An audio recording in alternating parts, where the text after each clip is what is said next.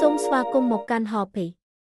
ស៊ីខ្ញុំផែនជិះឡានក្រុងមើលទេសភាពពីជាន់យើងកំពុងឆ្លងកាត់ទន្លេមេគង្គដែលជាទន្លេឆ្លងដែនដ៏សំខាន់បំផុតមួយនៅអាស៊ីវាហូរកាត់ប្រទេសចិនមីយ៉ាន់ម៉ាឡាវថៃកម្ពុជានិងវៀតណាមវាជួបនឹងទន្លេសាបនិងទន្លេបាសាក់ក្នុងរាជធានីភ្នំពេញបង្កើតបានជាទេសភាពឆកសមុទ្រ4តែមួយគត់ទីក្រុងភ្នំពេញរីកចម្រើនដោយសារទន្លេមេគង្គវាធ្លាប់ជាមជ្ឈមណ្ឌលដ៏សំខាន់សម្រាប់ការដឹកជញ្ជូនតាមដងទន្លេមេគង្គហើយនៅតែជាតំបន់ស្នូលនៃសេដ្ឋកិច្ចវប្បធម៌និងទេសចរណ៍របស់កម្ពុជាឡើងភ្នំមេគង្គជាដំណើរស្នេហាឆ្លងទន្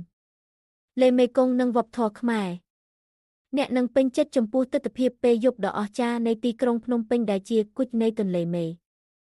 គង្គហើយមានអារម្មណ៍ថាមានភាពស្ងប់ស្ងាត់និងភាពរឹងមាំនៃទន្លេម្ដាយនៃប្រទេសកម្ពុជាពេលល្ងាចថ្ងៃលិចពណ៌ទឹកទន្លេមេគង្គពណ៌មាសដែលជាពេលវេលាដ៏ល្អបំផុតសម្រាប់ថតទេសភាពរាជធានីភ្នំពេញជិះទូកកម្សាន្តតាមដងទន្លេមេគង្គពេលយប់បើកភ្លើងសំពើពេលយប់ហើយអគារទាំងសងខាងត្រូវបានឆ្លុះបញ្ចាំងនៅក្នុងទន្លេជាមួយនឹងការសម្ដែងតន្ត្រីនិងរបាំខ្មែរបរិយាកាសមនោសញ្ចេតនាពោរពេញទៅដោយមនោសញ្ចេតនាទន្លេមេគង្គមិនត្រឹមតែជាខ្សែជីវិតរបស់ទីក្រុងភ្នំពេញប៉ុណ្ណោះទេប៉ុន្តែក៏ជាព្រលឹងនៃវប្បធម៌ខ្មែរផងដែរ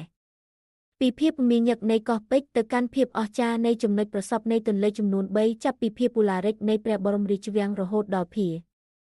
កក់ក្ដៅនៃពន្លឺភ្លើងនៃផ្សាររាត្រីការធ្វើដំណើរតាមទូកនេះនឹងនាំអ្នកទៅកាន់បទពិសោធន៍នៃភាពទាក់ទាញនៃទីក្រុងភ្នំពេញ